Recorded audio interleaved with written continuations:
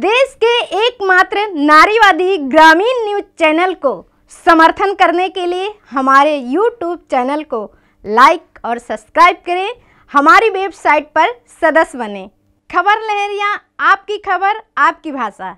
उत्तर प्रदेश के बुंदेलखंड में यूरिया खाद का संकट दिन पर दिन गहराता जा रहा है। यूरिया पाने के लिए कई सप्ताह से किसानों में मारामारी जारी है।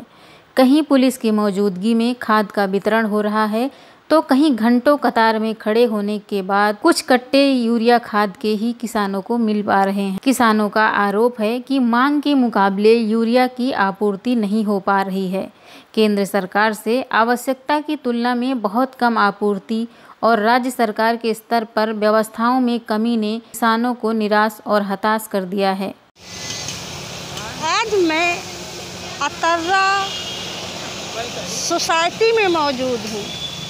यहाँ पर देख सकते हैं कि कई सारे किसान बैठे हुए हैं और ये यूरिया खाद के लिए बैठे हुए हैं। किसानों का कहना है कि ये 10 दिन से बराबर दौड़ रहे हैं, लेकिन खाद ना होने के कारण इनकी फसल पिछड़ रही है और समय से खाद ना पड़ने से पूरी तरह नष्ट हो जाएगी और किसान भुखमरी की कगार में आ जाएगा।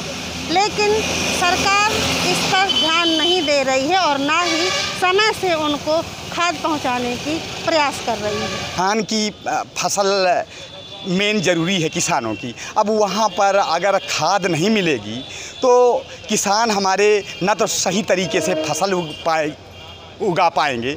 इतना दर्द हो रहा है, वहाँ से जा कर के 20-20 किलोमीटर से पैदल किसान जा रहे हैं और लाइन में लगते हैं और जब खाद नहीं मिलती तो रो रो करके उनका बुरा हाल है।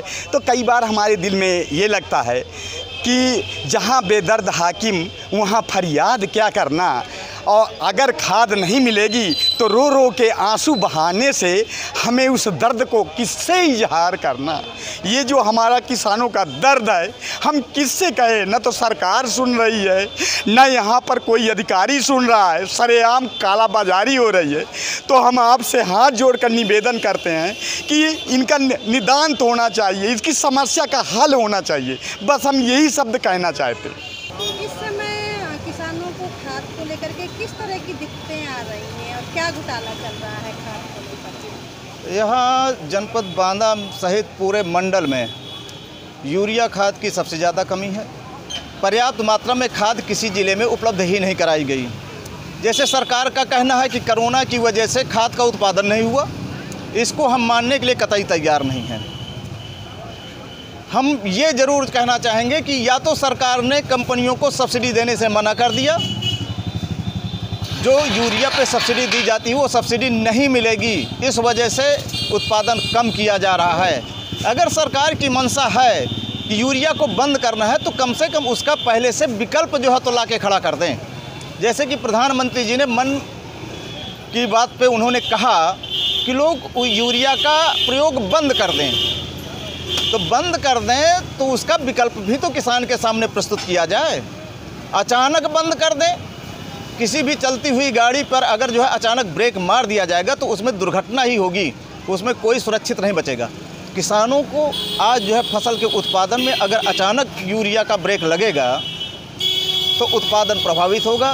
किसानों के परिवार जरूर भुखमरी के कगार में पहुँच जाएंगे और आत्महत्याओं का ग्राफ बढ़ेगा। तो इसमें सरकार की साजिश है। अब हमें कम से कम 9वां-10वां दिन है आते हैं।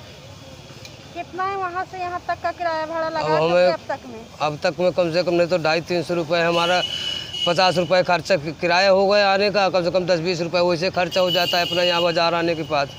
इतना 60-70 रुपये खर्चा हो गया। 9वां-10वां दिन है, 85 रुपये रोज़ का जोड़ लो फिर भी 1500-500 रुपये तो बनता ही बनता है। दिन भर का लास्ट जो ये मजदूरी वाले अगर किसी के जाए 100-200-250 रुपये दिहाड़ी मिले उससे भी जाते हैं और ना यहाँ खाद भी मिलती है। दिन भर घर से भी नहीं आते हैं तो लगता है मंडी में खाद ना आ जाए।